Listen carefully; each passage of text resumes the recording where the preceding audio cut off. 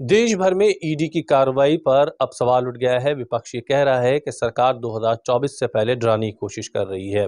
ऐसे में केसीआर सीएम की बेटी तेलंगाना उनके ऊपर कार्रवाई हुई। दूसरी तरफ आज हुर्रियत नेताओं के खिलाफ भी ईडी कार्रवाई कर रही है। हमारे साथ दोनों ही राज्यों के बीजेपी के प्रभारी, तेलंगाना और जम्मू कश्मीर के प्रभारी और राष्ट्रीय महासचिव तरुण चुघ बात करते हैं। सर, आप तेलंगाना और जम्मू कश्मीर दोनों के प्रभारी हैं, दोनों जगह ईडी कार्रवाई कर रही है। सीएम की बेटी उनके ऊपर ईडी कार्रवाई, उधर हुर्रियत नेताओं के खिलाफ ईडी कार्रवाई, ये क्या संदेश आप लोग दे रहे हैं? ऐसा कि क्या लूटने वालों को देश को लूटने का लाइसेंस दे दीजिए। कविता जी कह रही है मैं फलाना की बेटी हूं। क्या ये किसी की बेटी होना या किसी परिवार में पैदा होना या किसी पार्टी की नेता होना ये देश को लूटने का लाइसेंस है? दुर्भाग्यपूर्ण है। एक भी ऐसा व्यक्ति नहीं बख्शा जाएगा जो देश के खिलाफ है, देश को लूट रहा। चाहे जम्मू कश्मीर के अंदर हुर्रियत के वो लोग हों जो डराने का और भय का काम कर रहे हैं, यहाँ शराब माफिया के माध्यम से लूटने वाले।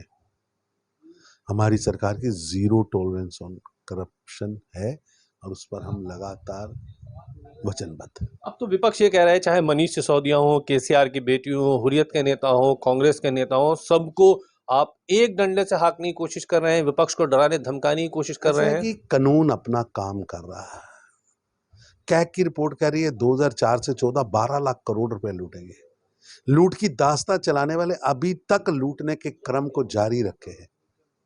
अब जिन्होंने लूटा है, ये तो पुरानी रिवायत बन गई थी 70 साल कि लूटने वाले बड़े से बड़े होते गए, चारा खाने वाले, बोफर्स की तोपों की दलाली करने वाले,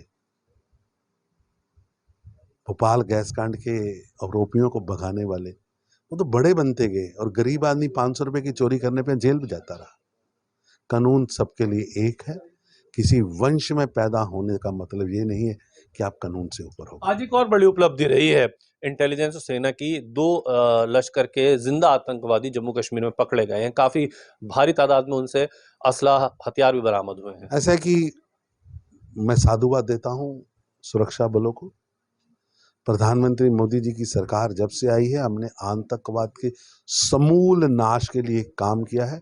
हमने आतंकवाद भी कम किया है, आतंकवादी भी कम किए हैं और आतंकवाद की कमर तोड़ी है।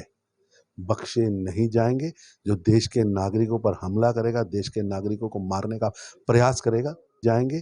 जो देश के नागरिकों पर हमला करेगा, देश के नागरिकों को मारने का प्रयास करेगा, उनकी जगह कब्र में है, उन्हें कब्र में ही पहुंचाया जाए। शुक्रिया बातचीत करने के लिए। सहयोगी साजिद के साथ ताबिश कमाल, दिल्ली।